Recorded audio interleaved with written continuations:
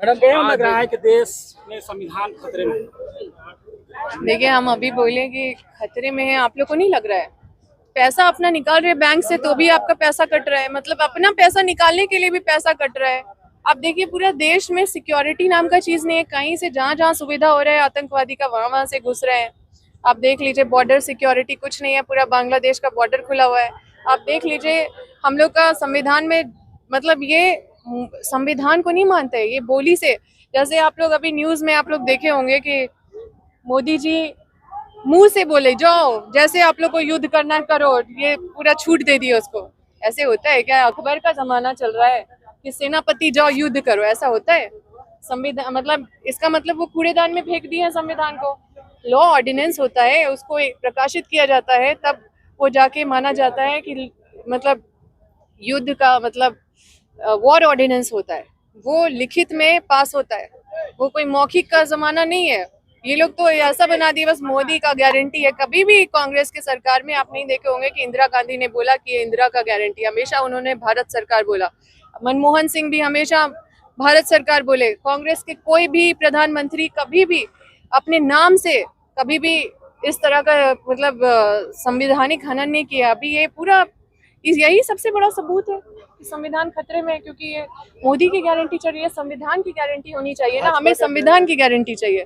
भाजपा लगातार कहती आ रही है कि संविधान से कांग्रेस पार्टी सबसे ज्यादा खिलवाड़ की है ना, तो उनसे पूछिए ना कि जब संविधान बन रहा था तो वो कहाँ थे, वो क्या कर रहे थे, उनका क्या भूमिका था, उनका क्या भूमिका था, वो तो उनसे पूछना चाहिए। क्योंकि संविधान जब बन रहा था तो कांग्रेस ही पूरा लगी हुई थी, और कांग्रेस का ही योगदान से वो तैयार हुआ, कांग्रेस का ही सोच था।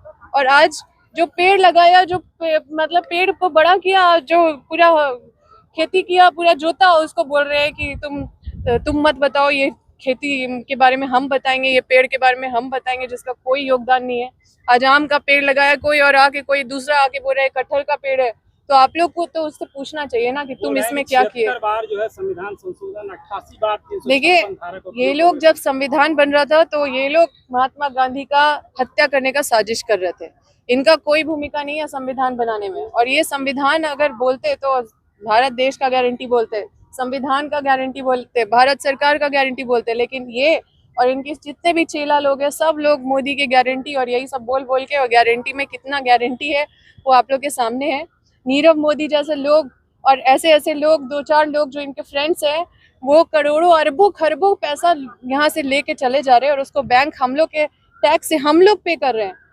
उनको मतलब आप बीजेपी के लोगों से पूछिए जरा कि वो जो नीरव मोदी पैसा जो लेके चले गए, भाग गए, वो पैसा बैंक कैसे रिकवर की?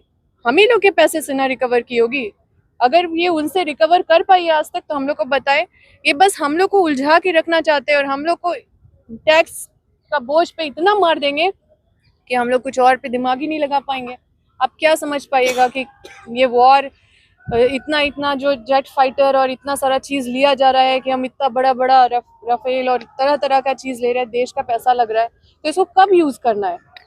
इसको बस यूज करना है, मतलब हवाई फायरिंग हो रहा है, जनता का पैसा बर्बाद हो रहा है। और यही वॉर वॉर के नाम पे अभी देखिए, काजू किशमिश हर चीज का दाम बढ़ गया है। सिर्फ इन्फ्लेशन मिल रहा है लोगों को, और कुछ नहीं मिल रहा है। तो जिस तरह से ये लोगों को मूर्ख बना रहे हैं, और हम लोग इंतजार कर रहे हैं कब सबक सिखाएंगे पाकिस्तान को।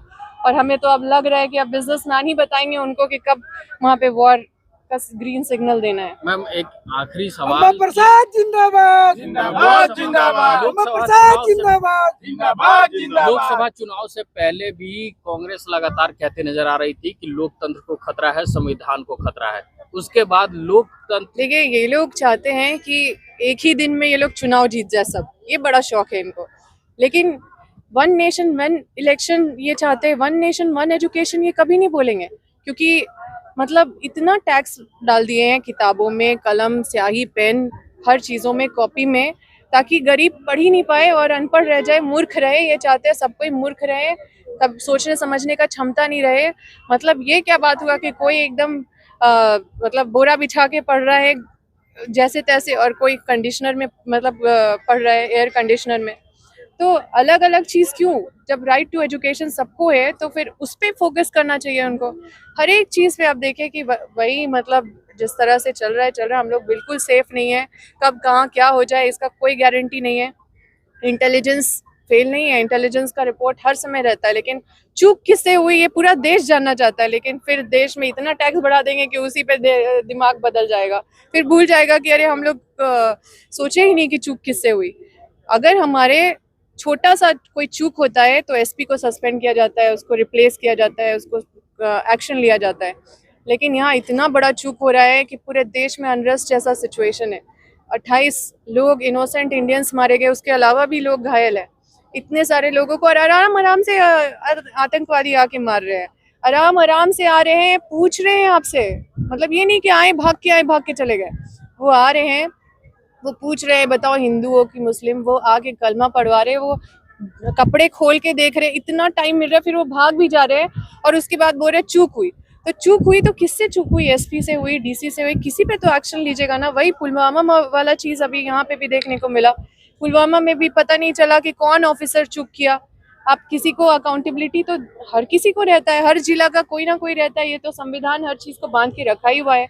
तो वो वहाँ पे जो भी था उस पर कार्रवाई क्यों नहीं हो रहा है? ये चूक हुई वो आप मान रहे हैं, तो ये चूक हुई या चूक करवाई गई है? मतलब अब कांग्रेस पार्टी को लगता है कि इस तरह से रैलियां करके लोकतंत्र और संविधान को बचा सकते हैं। देखिए, संविधान देश उस संविधान की नींव पे खड़ा है और यहाँ पे संविधान का गारंटी लोगों को चाहिए, क्योंकि ये देख देख के लोग थक गए हैं। मोदी की गारंटी और ये गारंटी वो गारंटी में लोगों का पैसा बैंक से इधर से उधर से धीरे धीरे कैसे कैसे लोगों को मारा जा रहा है, वो लोग भी समझ नहीं पा रहे हैं। इतना तरीके से मारा जा रहा है और लोग अवेयर नहीं हो पा रहे हैं, लोगों को कुछ पता ही नहीं चल रहा है। लेकिन अब ये समय ऐसा है, ये दौर ऐसा है कि लोगों को अब ये थोड़ा अवेयर होके और इन सब चीज़ों को चश्मा से देखना होगा। आँख खोलने का समय है अब। आराम से रिलैक्स होके बैठने का समय नहीं है। हम लोग देश का आज़ादी मतलब इसलिए नहीं लड़े थे क्योंकि हम लोग को कोई मतलब किसी को कोई व्यवस्था के लिए नहीं लड़ा था, क्योंकि सब लड़ा था देश के लिए, देश को आज़ाद करने के लिए।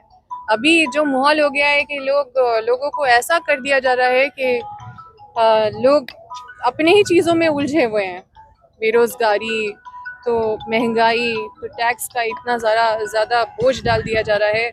आप अपना पैसा निकाल रहे हैं तो भी आपको पैसा लग रहा है। कुछ दिन में ऐसा होने वाला है कि आप पैसा डालिएगा, इंटरेस्ट भी आपको देना पड़ेगा, इंटरेस्ट बैंक नहीं देगा। तो इंदिरा गांधी का सोच था कि बैंकों को मतलब लोगों के लिए ऐसा किया जाए ताकि आप लोगों का पैसा बचत हो, लेकिन उस सोच को मारा जा रहा है, हर सोच को मारा जा रहा है। देश जिस नींव पे खड़ा है वो नींव को ही खत्म किया जा रहा है। तो लोगों को समझना होगा और इसका अपने अधिकार के लिए, अपने हक के लिए लोगों को सामने आना होगा। और इसलिए हम लोग भी लोगों के बीच में जाके ये अभियान चला रहे हैं, ये रैली है और ये आवाज़ भी बुलंद कर रहे हैं, लोगों को जगा भी रहे हैं।